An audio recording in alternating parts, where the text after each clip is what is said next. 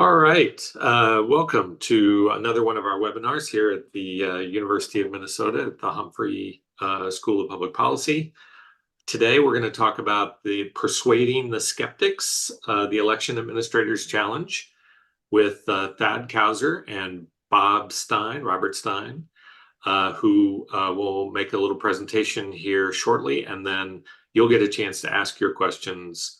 We do really appreciate you being here. It's great to do this event with our friends in the academic world so that they can help us to better understand elections administration and some of the options you have available to you. Again, a reminder, you do have the live transcript option at the bottom of your screen.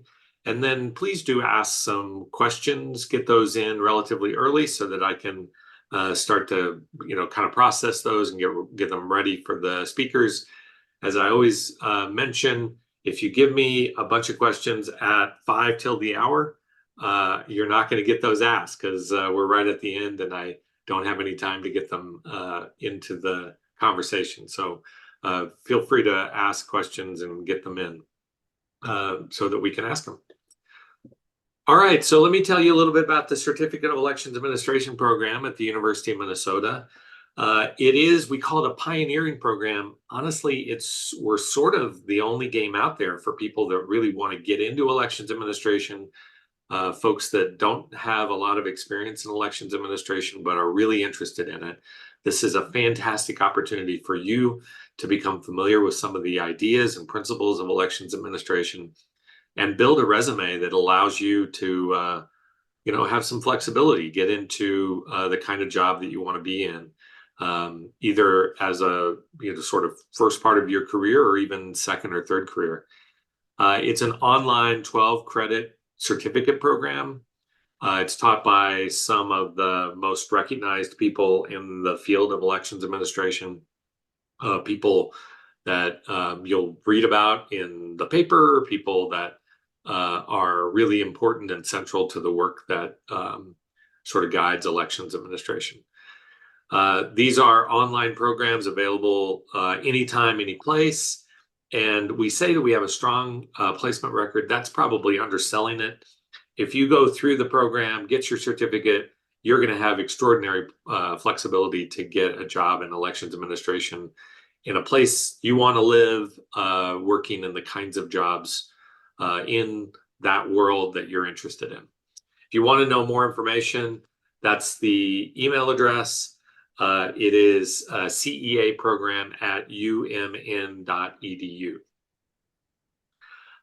There are sort of two ways for you to participate in the CEA classes. The first is to go through the full certificate program. You can sign up for that up to August 1st for this coming year. So August 1st, 2025.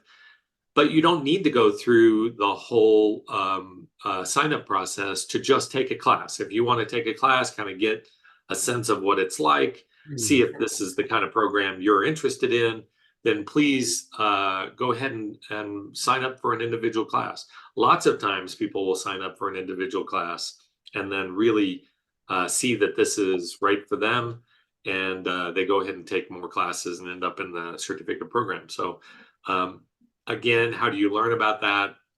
An email to ceaprogram@umn.edu is a great place to start. There is a full admissions process, which isn't hard to get into the certificate program. And then you can learn more about the program overall by going to our website, which is umn.edu and then /CEA program. I always do this because I'm kind of cheating at the edges. If I put in CEA and then HHH, it's the first thing that comes up on the search.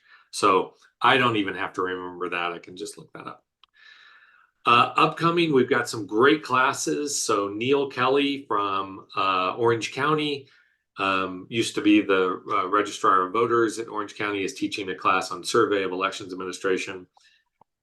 We have Jennifer Morell, the rock star Jennifer Morell of the elections group fame. She's teaching our physical election security course. Both of those are September courses. And then we have a half semester course, a 1 hour course on voter participation that Regina Roberts from um, the voter education director at Citizens for Clean Elections Commission in Arizona. She's teaching that class starting in the middle of October. And I probably shouldn't say this because it isn't official yet, but I'm going to teach a class that will be in the middle of October through early December. And it's going to be such a fun course. I'm so excited. It's on election policy during the Trump era. Oh my goodness, there's so much to talk about. The executive order, the way CISA works now, and Department of Homeland Security, the SAVE Act. I mean, there's so much to talk about. And that class is going to be one of those half semester classes starting in October. But I'm not allowed to talk about it yet, so don't tell anybody. Okay. Today, we are going to have a great webinar from Thad Kousser and Robert Stein. They're going to talk to us about using social media to persuade people as to, trying to sort of unwind this election denialism. And we're really excited to learn more. I actually was at the Election Science and Research Administration conference down in Florida, and Thad did a presentation on this topic, and I just found it really interesting, and I thought all of you would really benefit from it as well. So with that, let me hand over the reins to Thad and Bob, and we'll go ahead and get started. Did I stop sharing? Yes, I did. So Thad, take it away. All right. Well, thanks so much, Judd. Hi, everyone. Bob and I are really looking forward to the chance to share with you the research that we've done hand in hand working with election officials across the country over the last few years. Show you a little bit about what we've learned so far, but this is kind of just the beginning of a research project that's designed to try to provide rigorous data to help election officials make decisions about what they should be doing going forward to persuading skeptics. The idea here is that we're not trying to make any policy recommendations. We're trying to give people data about what they've been doing to see what works, what doesn't work, what can work best, and have that be one piece of the complex decision-making process that they need to guide their decisions. And it's really been it's been something where we have had the chance to present this to election officials through groups like the Election Center, I was last week at the Arizona Election Officials Association, and every time we present it and discuss it with the people who are on the ground, we learn much more from that, and that helps to determine, our next research agenda. So we'll start off with a slideshow. But we also really are excited to dive into your questions. Even Bob Page's somewhat sarcastic question that deals with a real serious challenge that he's addressing now. We really treasure the chance to have this interaction with you. So let me start by pulling up the slides. And so I'm Thad Kousser. I want to introduce myself. Then maybe I'll hand things over to Bob Stein, who has been one of the leading scholars of elections administration for a generation. But the whole time I've been in academia, I've seen his work and looked up to it, and he has also been a pioneer of doing this work hand in hand with election officials. So it's really a great honor to be able to collaborate with him. As I pull up my slides, I'll give him the chance to introduce himself. I'll present for a while, he'll present for a while, and then we'll have an interactive discussion. And I'll just briefly present myself. I'm a political scientist at the University of California at San Diego, where I get to direct the Yankelovich Center, which is all about doing public social science for the social good. And all of the research that we support and do ourselves is all done through research practice partnerships, working closely with practitioners like election officials. Bob? I'm Bob Stein. I am a little older than Thad, and I am a professor, the Lena Goldman Fox Professor of Political Science at Rice University in Houston, Texas, way down. One of my appointments is also at the James A. Baker III Public Policy Institute, and some of you remember former Secretary of State, former Secretary of the Treasury, Chief Executive Assistant to the President Bush, and an active Republican. And that's important because it shows that I am working across what I call the political spectrum. Most of my work, as Ed pointed out, is on bringing sort of the world of ideas to the world of action or practitioners. I spent some of my very early part of my career studying something as simple as early voting, when and where you cast your ballot, which nobody thought was very consequential. We'll talk a little bit about it later on. That required that I have data that political scientists don't normally have access to, voter files, annotated voting histories. Something as simple as who worked the polls? Who were they? Were they white? Were they African American? Were they old? Were they young? When did they work? What were their problems? Things that seemingly were almost should be transparent weren't. And to study some of the questions we wanted to study, like what do long lines do to encouraging people to vote? Well, it should make them less likely to vote. How about early voting? If you get to vote any day, any place, any time of day, that should increase your turnout. No. How about voter ID? Should it really suppress voter turnout, and particularly among underrepresented? What I was able to do is not so much answer those questions, I was able to ask them. Sometimes asking the question is more important than the necessary answer. And by answering that question, I had to go to practitioners. And it means I had to make and develop relationships. I had to treat them like people, not my students. And it wasn't something that I could assume. It was not something that I could, say, oh, give me that data. You're a student, go to the library. So it developed a social skill among academics that made them aware of the fact there were people out there who could use your data, who could use your insight, who could benefit from their sophisticated methods, not unlike the vaccines you get to protect you from COVID, but they wouldn't take them if they didn't trust you. So most of my career is about building that relationship. When I was doing it some years ago, it wasn't particularly attractive. Many people thought it wasn't a really good professional track.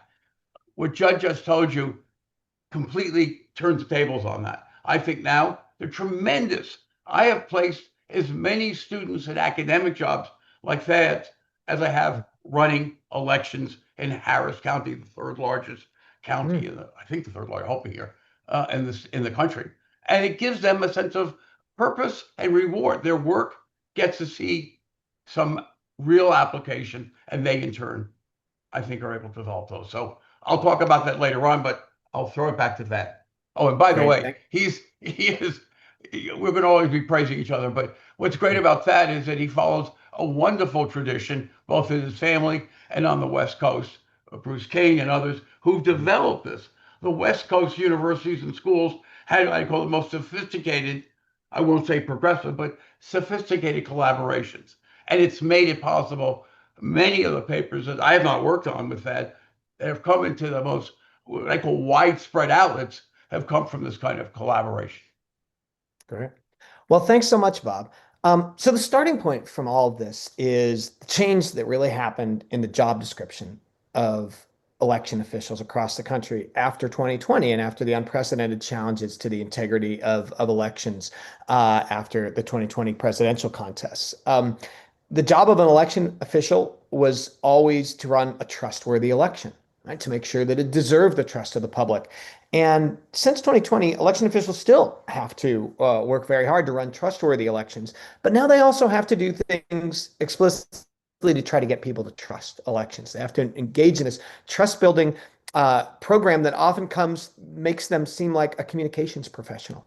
And really, election officials have been rising to that challenge and doing really innovative things all across the country. You see some visual examples of this here that are all attempts to show people inside, to welcome them inside to a vote counting center. This is Dean Logan, the LA County Registrar, showing you, look, the doors are open to our vote counting center.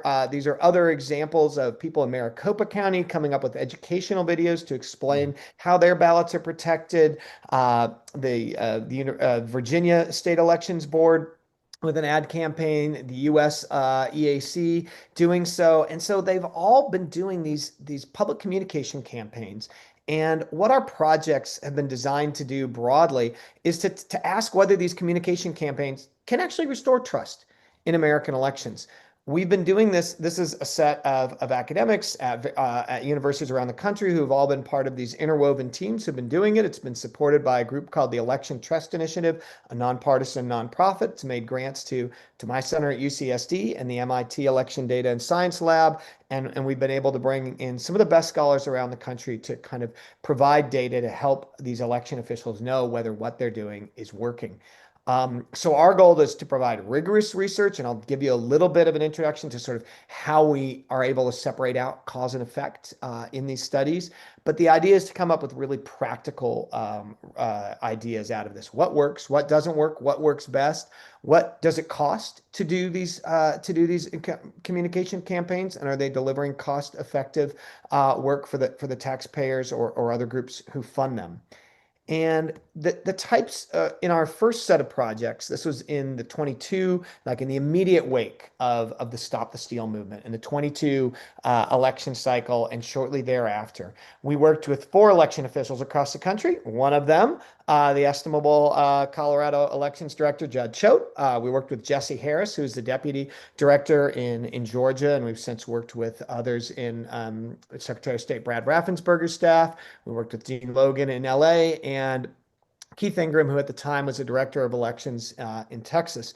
And we asked them, we said, hey, we can run large scale surveys both at the national level and in each of your states or county of eligible voters, ask them what their experience is with the elections, ask them what they trust, ask them what they distrust. And we also want to find out what you're doing to increase trust. And the thing that they were all doing they were doing videos.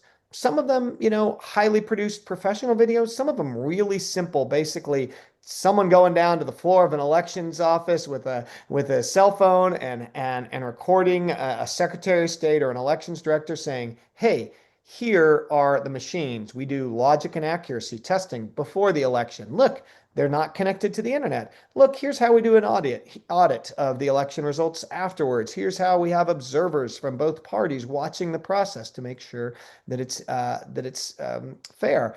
All of those things hadn't really been explained directly to voters before, and all of these videos were designed to do that. And so our first set of studies, we're just trying to test this basic proof of concept. Does someone who sees these videos become more trusting of elections? And at the outset of this program, we were talking with our partners and we were trying to ask them, like, well, who do you think will be most convinced by these videos? How much will they be affected? And one of them said, I don't think anyone's going to change their mind about elections. My mom doesn't trust elections. So there was a lot of worry that skeptics would be unpersuadable, that there'd be no way to move the needle. So how do we find out whether the needle can be moved? Well, the way we do that is through a simple thing called a survey experiment that political scientists do all the time, but they often do it to test like messages that we as political scientists come up with. But here we're testing real messages used by real election officials. And the way this works, here's an example from our national survey. We had 3,000 people take this survey. You ask them at the beginning about their level of trust in elections. And then basically, according to a coin flip, 1,000 of them are randomly assigned to watch a video from Virginia that makes an emotional appeal to why we should why we should trust elections. I'm going to show you this video in a second. I'll show you a few bits of it. 1,000 of them were randomly assigned to watch a video from Maricopa County, much lower budget, has this fill the ballot as their cartoon character, and it talks about what the protections are on their election system, provides people a lot of information. And then a third of them are in the placebo group. They watch a video that has nothing to do with elections. In this case, it was a State Farm ad with Jake from State Farm. And then we asked them about their level of trust afterwards. Because they were randomly assigned to get either the treatment, kind of like a drug that you get in a drug trial, or the placebo, this control condition, any difference in trust that we see after the election, we know is due to any difference in trust we see after watching the videos, we know is due to watching the videos. It was caused by the video because we have this randomized assignment. So we can really separate cause and effect. What do these videos look like? The one in Virginia was really focused on getting people to understand who the real people are defending their elections. Let me show you a bit of it. The founding story of this great country is also the story of Virginia, because the American ideals we cherish today were born right here. So democracy is more than just our way of life. It's the grand experiment we'll do everything we can to defend. At the Virginia Department of Elections, we believe the integrity of our democracy is bound by the integrity of our elections. Protecting our electoral process is what drives us. Defending against fraud. So that's an example of a real high production, costly to execute communications campaign is. But then let me show you an example just for a few seconds of what the Arizona version looked like. Everyone, spell the ballot here.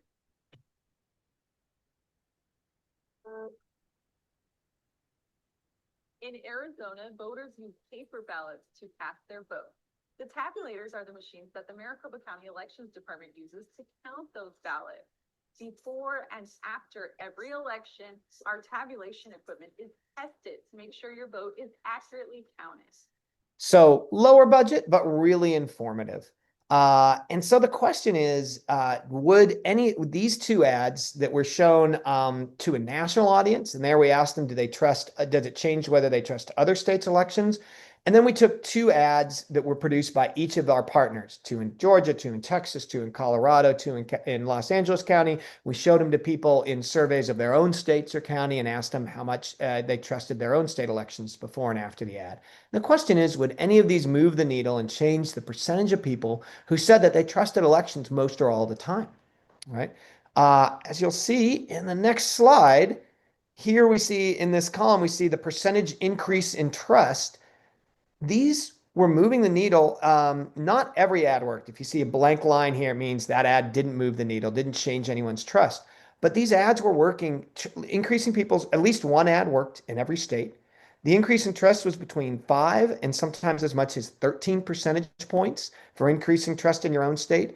And these two ads that we showed to the national audience, the Virginia and the Maricopa one, even though one was much more costly to produce than the other, they were both equally effective and both brought statistically significant increases in trust.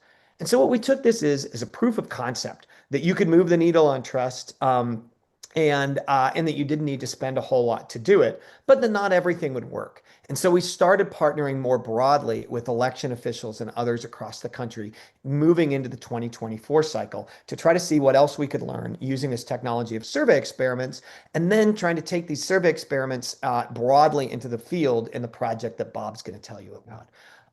So let me try to do about 5 more minutes with kind of a summary of some of what we found. Then I'll hand things over to Bob to tell you about the more intensive experiment that we did in Houston and the lessons that he drew from it. We had a study that looked at whether people became less trusting of elections when they heard that those results took about a week for the Associated Press to call the winner. One of the big questions has been whether delayed election results lead to distrust. Arizona had a governor's election that took about a week to determine before the AP called it. And when people heard that information, they were about 9 or 10 percentage points less trusting of the results than people who heard the same information without the information about the delay. But if they watched an ad, a very simple, cheap cartoon ad that was all text-based that Arizona Secretary of State produced that explained why election results, accurate results, take time to count, they were kind of inoculated against that decline in trust, and that decline was only a few percentage points. So this shows that people worry about when it takes a lot of time to count the vote, but if you explain to them beforehand what the legitimate reasons, they'll become more trusting. Another thing we did was we tested the impact of election facility tours. Working with that's something that's done broadly across the country. We worked with Stephen Richer in the Maricopa County election to survey people when they walked into and walked out of those facility tours. They became significantly more trusting of Arizona elections. And the people who moved the most were Republicans who walked into those tours the least trusting. We worked with Jennifer Morell and her great team at the elections group to look at different ways of communicating audit results, and showed that. I'll just show you a few of these results. So this is more on the Maricopa study where we saw increases. These are in black bars, the level of trust before the election, level of trust after the election, and you see these increases for everyone, but the biggest increase among Republicans over on the right-hand side. We also, one of the things is you can't bring everyone on a tour of your office. So you can do these, you can have videos of these tours. Maricopa County did that. We tested in a survey experiment the impact of the video, and that those effects shown here are sort of just as large. So these are people who are a little bit less trusting because they're not the kind of people who want to go on tours. They're just a random sample of the population. They started less trusting, but they all became more trusting, whether they're Democrats or Republicans. They all became significantly more trusting after watching just 90 seconds of a video tour. That, again, we hope shows election officials a cost-effective thing they can do to increase trust. When we worked on audits, one of the questions is when you have an audit, people normally post a PDF of a 50-page audit on their website. That's not an easy way to communicate it to people. So the elections group came up with templates that could be used by any constituency in the country to show either the process. So on the left-hand side, we have explaining what the process of an audit looks like.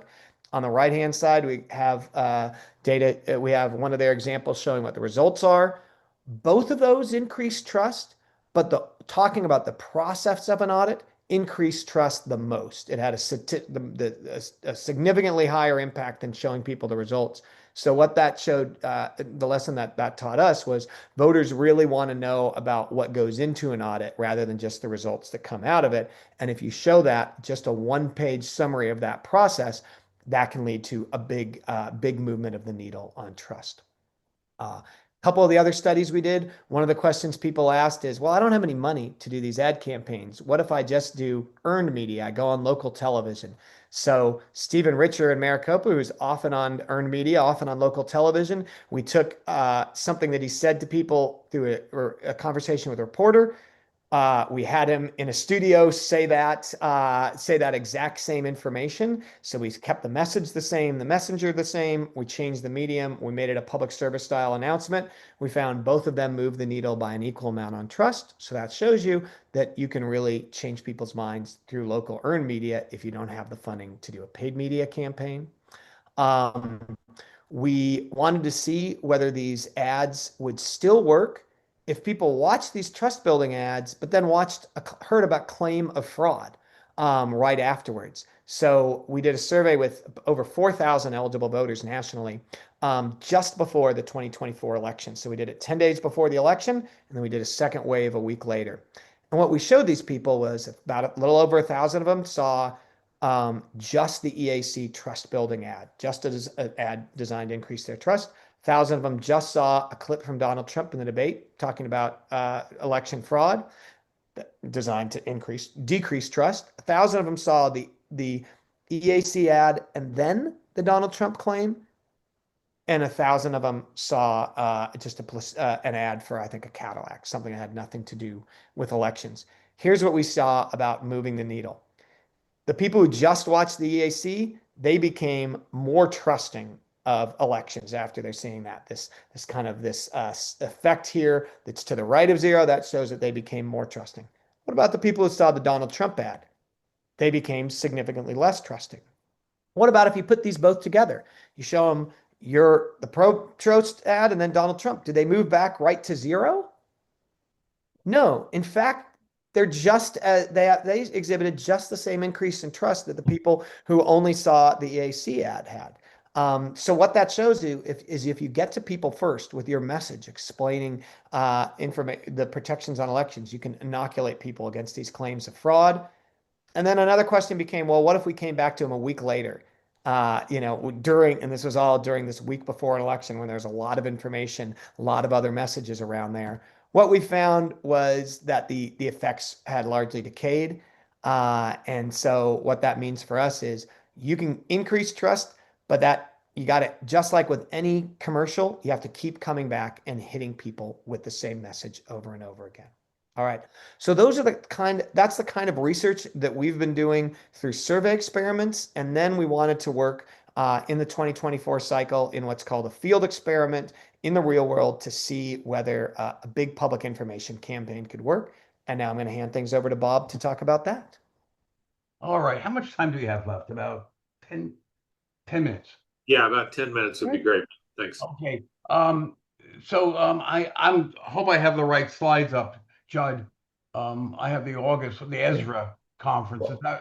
Yeah, Bob, I've put those on these slides here, and so I'll just I can move them rather than, does that Okay, work for you? Or yeah. that would be good for me. Now I'm going to go rather quickly through this, so leave as much time for questions. So one of the obvious questions is, talk is cheap, and do candidates, how can I say this, dominate the viewership, listenership of voters? That if, as Thad said, my aunt or uncle or mother tells me something, they're much more reliable a source of information. Where better to find people who are already, how can I say this, inoculated against contrarian messaging? And we decided to give ourselves a very hard task. Could we persuade voters, real voters, in the middle of a political campaign, presidential, by the way, in the most Republican state, in the most Republican area of consequence? There are bigger, smaller counties with Trump getting higher shares, 100%, believe it or not, but they're small counties. So we picked the southeast portion of Texas, Harris County, home of Houston, and 8 surrounding, if I got the number right, counties. And we surveyed and treated close to 70,000 at the end of the day, Republican primary voters from the 2024 presidential primary. If you could flip the slide, what are they? I'm going to make certain I'm seeing what you're seeing, and I'm not. There we go. View. Help me here. So I've got the experimental design slide up with the treatment and control group. I'm looking for my standalone. I'm sorry, everyone. I am not only old, but technologically a little bit less. I'm going to, oh, that's not it. Q&A.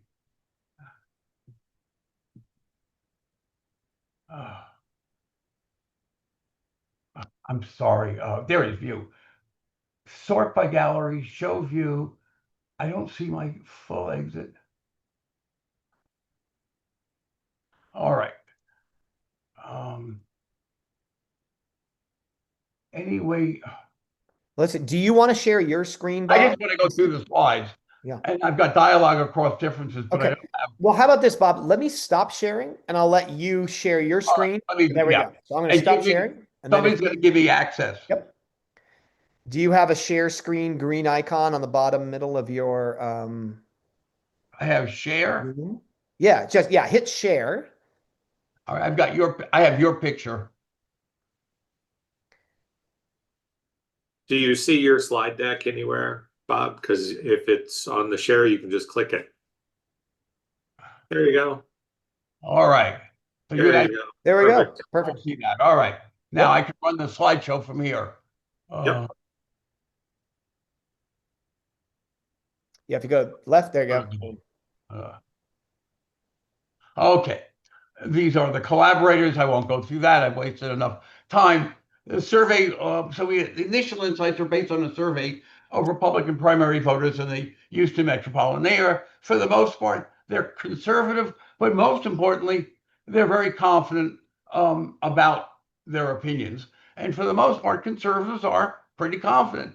72% are confident that their personal vote was counted accurately. What's important here is the metropolitan area has a blue center county, Harris, a suburban county that is evenly split Republican, Democratic, and then the surrounding candidates, counties were very skeptical and all Republican.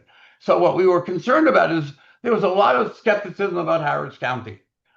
They were taken over by the state. It was charges that they were engaging in election fraud, that they were allowing people to vote by mail who shouldn't be allowed to vote by mail. They were harvesting ballots.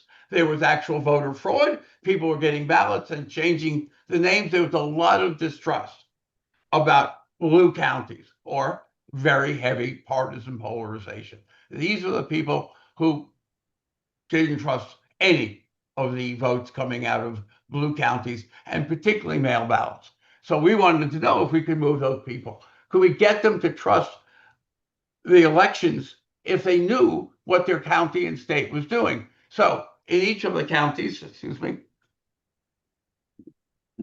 voters in Harris County were treated with pieces of information from the former Republican election administrator, in this case, a county clerk.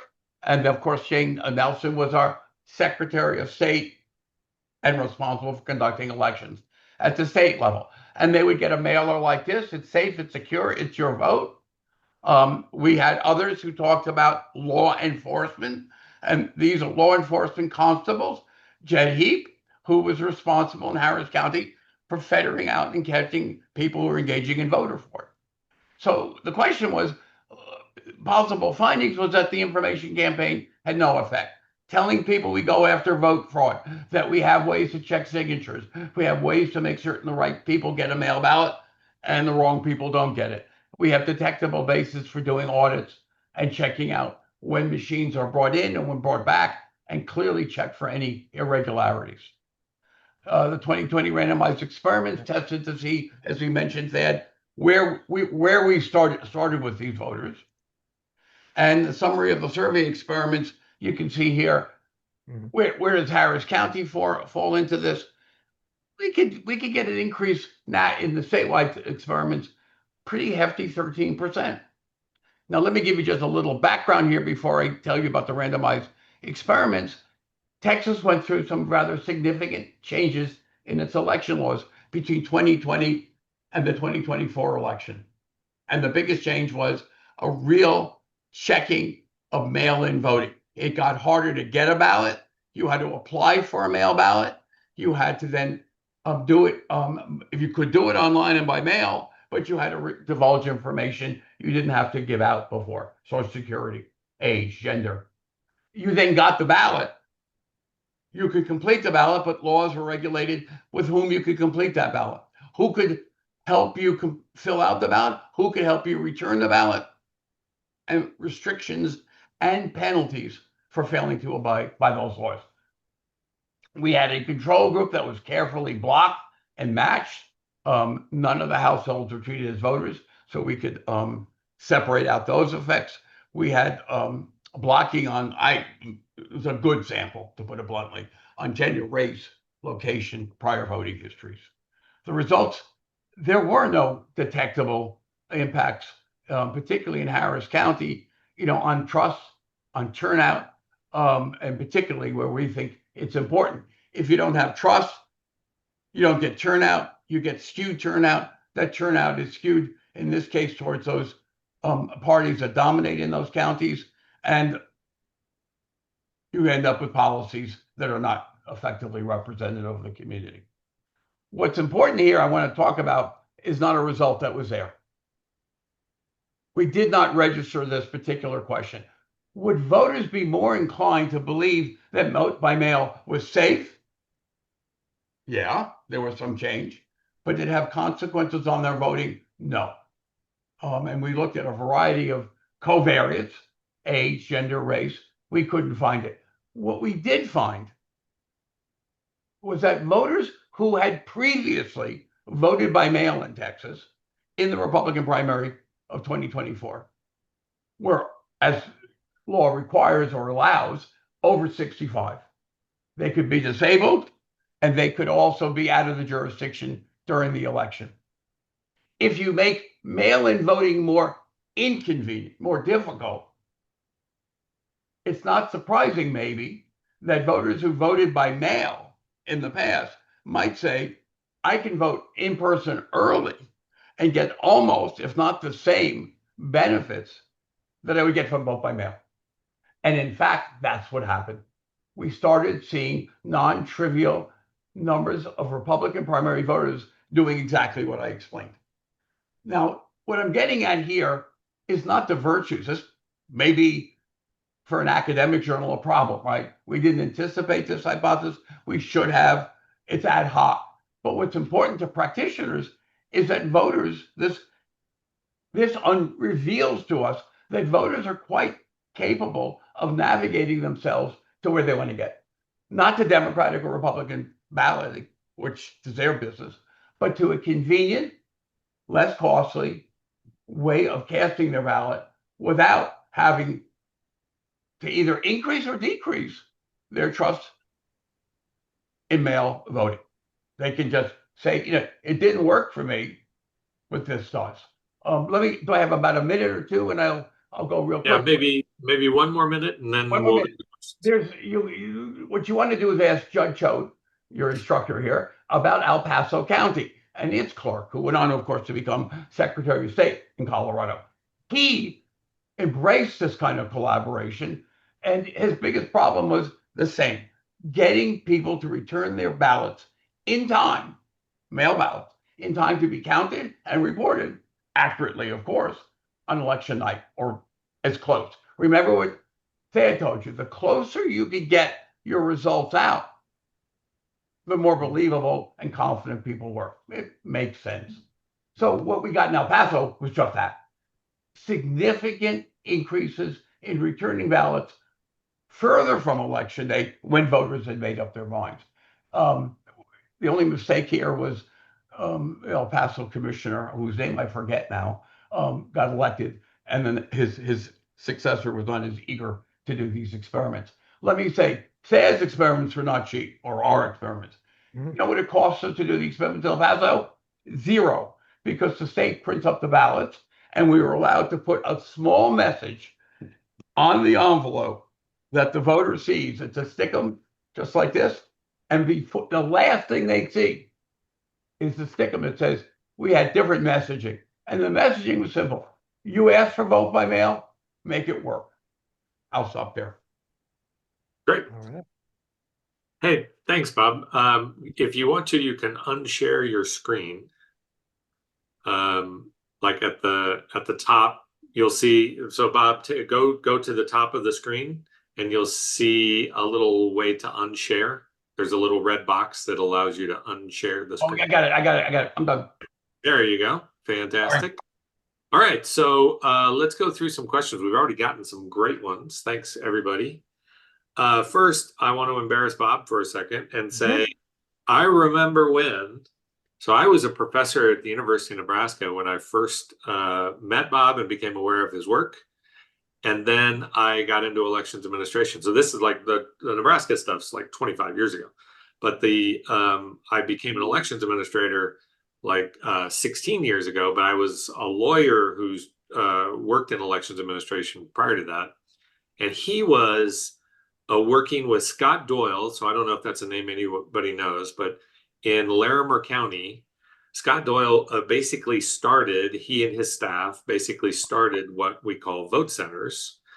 And vote centers are a way for a voter in a jurisdiction to vote anywhere in that jurisdiction. So in a county, you could vote at any of the locations in that county because they were connected, and because if you went to one, the other ones knew that you went to that first one. So it allowed for greater flexibility. It meant that you didn't have as many places. You could have larger places with better parking, better ADA. And, Scott Doyle really kind of invented that idea, or he and his team did. And Bob was really the original academic that was out there investigating this and publicizing that this was working.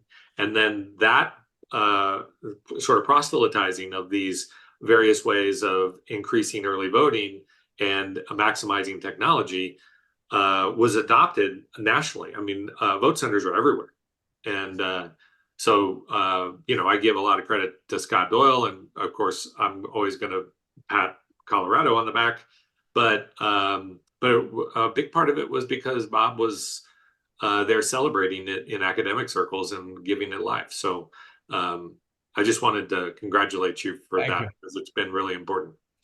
Can I ask you a question related to that? So my related question is, back then, the questions about things like vote centers and other of these advancements in voter participation were, oh no, we've got these massive changes to elections administration. We should not trust those changes. Those changes are worrisome. Is there any parallel to the world we lived in 2002, 2004, 2006, when these things were really making headway, And now the reversal of that, people seeing these kinds of advancements that we embraced 20 years ago as now threats to democracy. How do those work in your head? Yeah, they always say that's a good question. That's an awful question because it is extremely hard to answer. The short one is you never step into the river twice, right? The act of doing this has a feedback effect. If you're into heavy Bayesian and AI statistics, it's a nightmare. I can only give you a personal observation, and that's what I'll do. Scott worked in industry. I can't remember the Grace Company. So he didn't know nothing about politics. He was as far from politics, as a newborn baby. I mean, and he was shocked. He always say to me, Bob, how can these people? And he was very conservative Republican, dear man, wonderful guy. But the problem was, here's this guy coming from business, trying to make things easier for people, and the candidates and the parties and the interest groups, they weren't even skeptical. They said, what's in it for me?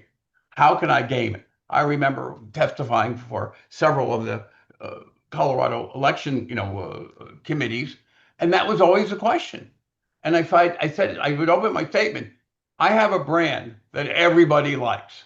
It's the best Coke, it's the best this, it's the best that. And it won't cost you anything. It will save you money. But if a Republican, and I gave a name, I can't remember, the astronaut who was a senator from, if he said do it, and somebody else said no, who would you listen to? And the answer was uniformly party. We underestimate how polarized not only we are, but what we have been, and particularly in the seats of legislatures. So what I find is the best strategy, the best advocates for these changes, invariably are the nonpartisan, appointed, not elected, Judd Choate. And I think Judd's, I hope I've never said this to your face before, but I think it's wearing thin. Judd's been doing this 15, 20 years. I know. I'm getting too old, man. Seriously. It's old. It's just, you're most of the time right. Not always, but most of the time. And, one side's going to lose. There'll always be winners and losers. And they'll always attribute it to, that damn thing that Judd did with that or that or that, or for somebody else. Proof of that is, and I'm not kidding, it's sad, the threats on people's lives, President Trump's as well as others. The problem is, and this is where I think Thad and I are thinking, is that we're moving backwards. We don't care what the answer is. We just want the method. We don't want to say that every question is a good question. We just want to say you can trust the data. I think that's very much what you're hearing from people who are being assaulted on the vaccinations. If I work with a guy named Jim Gimbel, I work with several very conservative Republicans. I do it because they're my friends. I like them. They're intellectually stimulating and they're smart. They happen to be Republicans. I never, ever tell them, I'm a Democrat. I'm not the most progressive Democrat. I'm probably an AOC. I'm probably closer to, people in the party who might look, much more like what you're seeing as a moderates. But the important point is I learned from them. And I learned from them in the redistricting cases, in voting. And that's where I try to bring some element of truth in the sense of this is a good way to study. What I worry about, as soon as I've addressed that one, they're challenging randomized controlled experiments. It's like we're going back into the dark ages. So it's not about, I think it's bad. I think what's great about it for your students is that everybody wants a Thad Kousser on their team. Everybody wants to be able to do AI, agent-based modeling, Everybody wants it. And I think that's great. It brings that an openness. And it gets you data that you wouldn't otherwise get. I've been finding that Republicans who argue with me about this say, well, we want to know the answer to that too. Will you help us? I said, I will work with anyone other than people who do bad things. And I think that my students come back to me with projects at their county level. I'm doing some work in Lubbock, of all places. And it's amazing. Lubbock, Texas is, of course, very conservative. So I hope that is responsive. Yeah. So let me ask another question. So Thad, you sort of referenced this in the early part of your talk.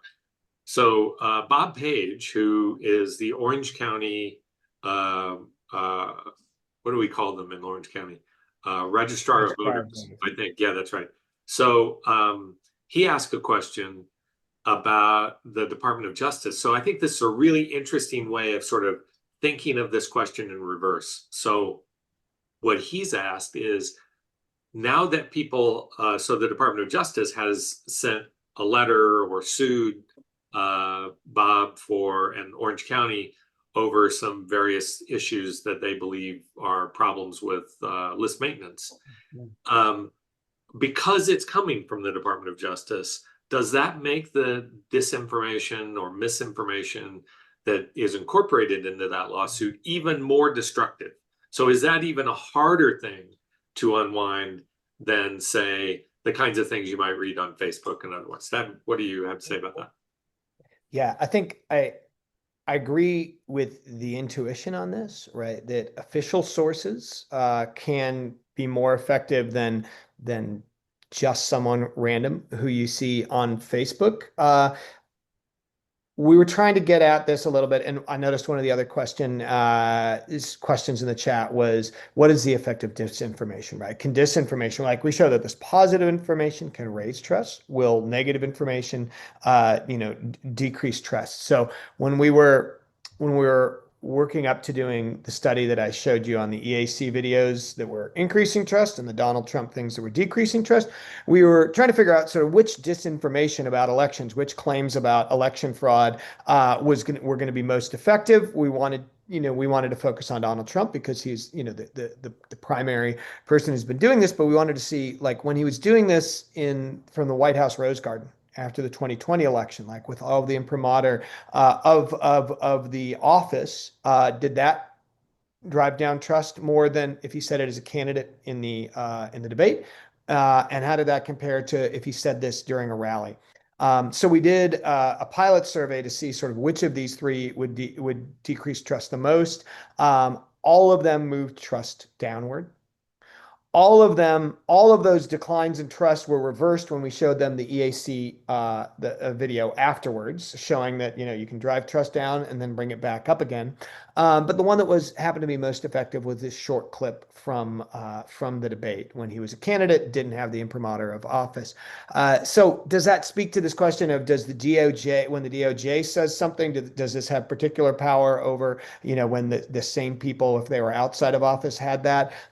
Potentially, because we showed that when Donald Trump was outside of office, he was kind of just as effective as when he was inside of the office. But I think that is something that deserves more scrutiny going forward. I agree that your question about, like, whether they were able to effectively, with one lawsuit that seemed quite unnecessary, whether they were effectively able to unravel the really important and innovative 3 years of work that you've been doing in advance. That's something that could be tested through some survey experiments. But I think in some ways, the downside of what we found in this pilot study was that people don't need to be in office to convince folks that they should distrust elections. That a politician who has a following can drive down trust in elections, no matter what venue from which they're speaking. So go ahead. There's a lot of election officials will tell you Paul Gronke at Reed will tell you from all of the surveys of local election officials, not poll workers, that the most frequent comment is, I need money. Give me money. If you want me to do this, if you want me to do that, it costs. Our research work I'm doing with Barry Burden in Wisconsin shows money isn't the solution to everything. There's an insight of great import, but it's not coming. So it doesn't really matter. I'm not saying we shouldn't study it, but from a local election official's perspective, let's study money. I might want to study money. Jason Roberts, who's written on this topic, might want to, but we're not going to get any policy on it. Legislatures are not going to spend more money on something they already believe might in fact be partisan impaired, from whom they think the solution. However, what that does is blind us to what might work. And my famous example of that was when my Harris County clerk and that was a Stannard, he was on the Republican, was getting sued by the DOJ, then by Joe Biden.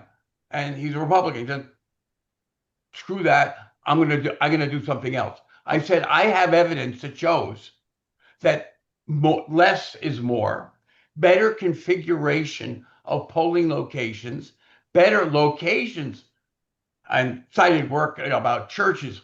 So sometimes you can come to the rescue of an election official who's trying to row up, whatever that metaphor is, against the stream. And you can be proactive. I actually went out to Sand and said, you know me, I know you, we couldn't agree on the time of day, but I can be worthwhile here. At this moment, we can do something good.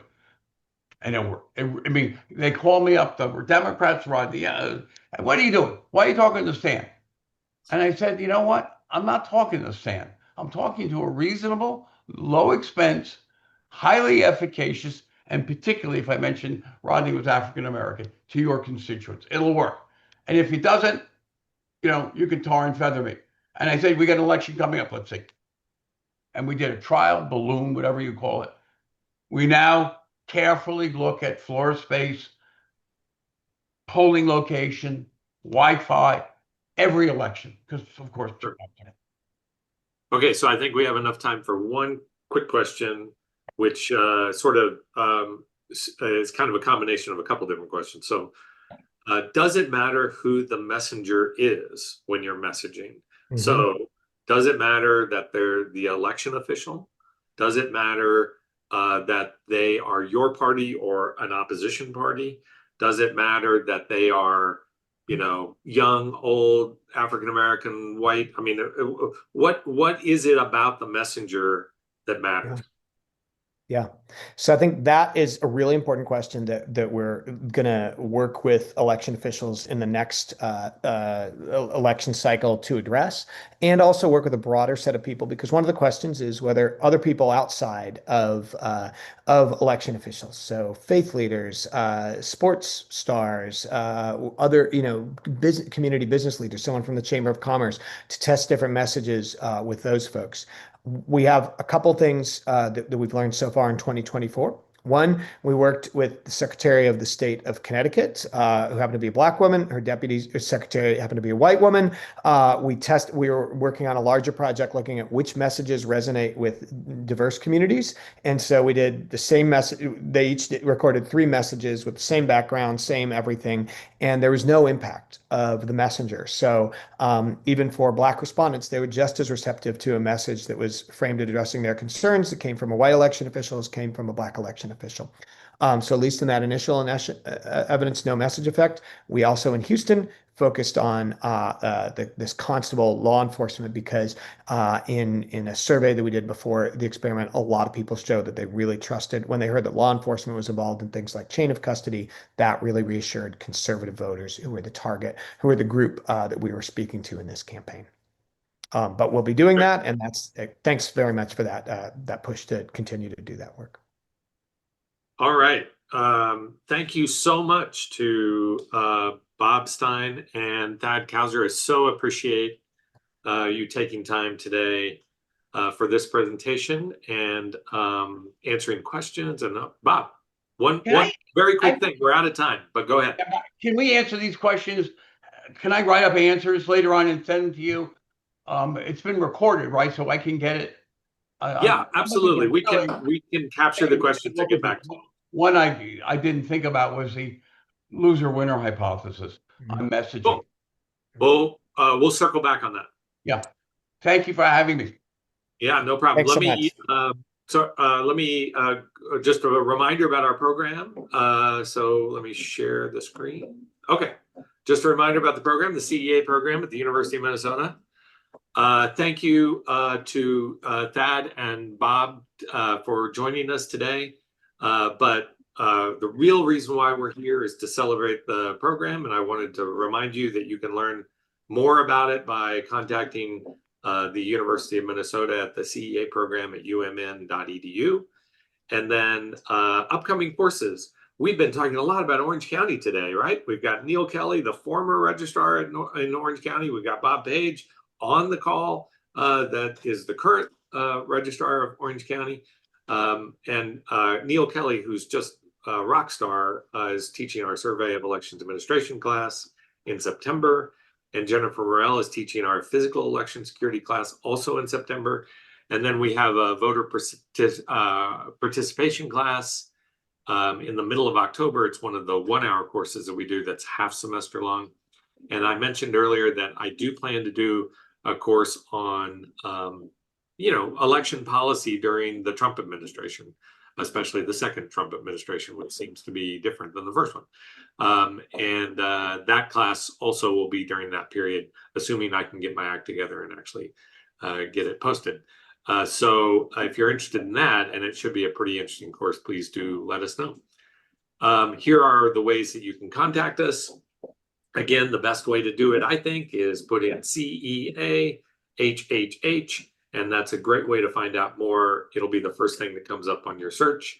If you want to see this program or go back and see the documentation that was like the slides and so forth, you can go to our website here in the next day or two, and that'll all be posted and you can see it. All right. Thank you so much again, and we'll see you in a couple months.